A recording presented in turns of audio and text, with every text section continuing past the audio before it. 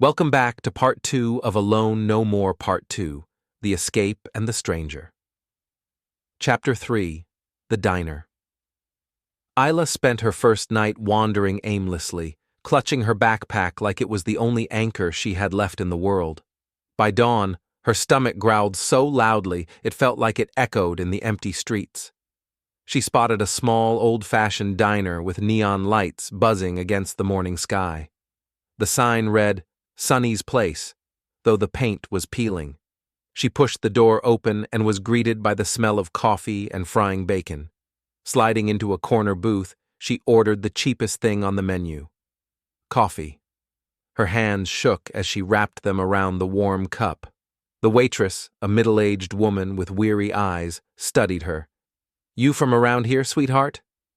"No," Ayla murmured, avoiding her gaze. The woman pursed her lips but said nothing. A few minutes later, she returned and set down a plate of buttered toast alongside the coffee. "I didn't order this," Ayla said, blinking. "On the house," the waitress replied with a small, tired smile. "Eat." Ayla's throat tightened as she whispered, "Thank you." That's when someone slid into the booth across from her. "Mind if I sit?" Ayla looked up, startled. A young man in his 20s smiled warmly at her. He had dark hair that fell into his eyes, and his voice was gentle, almost disarming. "Sorry," Ayla said quickly. "I don't know you." He chuckled softly. "Fair enough. I'm Adrian." He extended a hand but didn't push when she didn't take it. "You just looked, I don't know, like you could use a friend." Ayla hesitated. She should tell him to leave. But there was something in his tone, calm, kind, that made her chest loosen, just a little. "I'm Ayla," she said cautiously.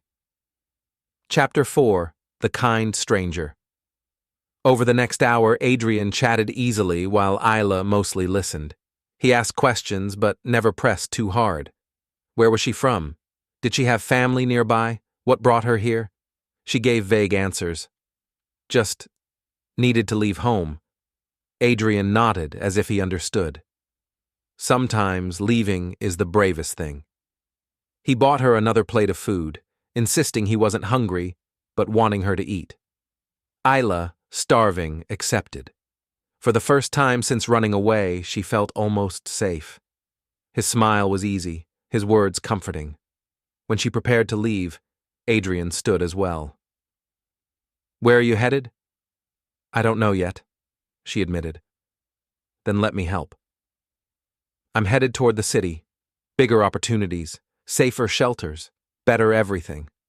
I could give you a ride," Ayla's instinct told her to refuse. But her options were slim, and the thought of walking aimlessly with no plan made her dizzy. "Think about it," Adrian said gently. "No pressure. Just don't face all this alone." Chapter 5, The Trap.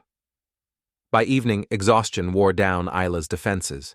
She found herself sitting in Adrian's car, telling herself this was fine, this was better than wandering cold streets.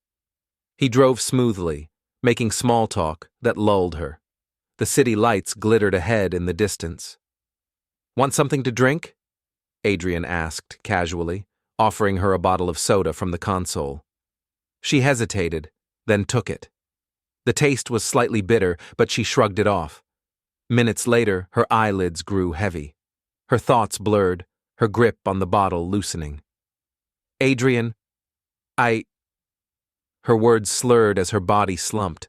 He glanced at her, the warmth in his smile gone, replaced by something cold and calculating. "Sleep," he murmured, his voice no longer kind. The last thing Ayla saw before the world went dark was the city lights fading into a blur. When she woke, she was not in the car. She was in a locked room, and Adrian's smile was nowhere to be found.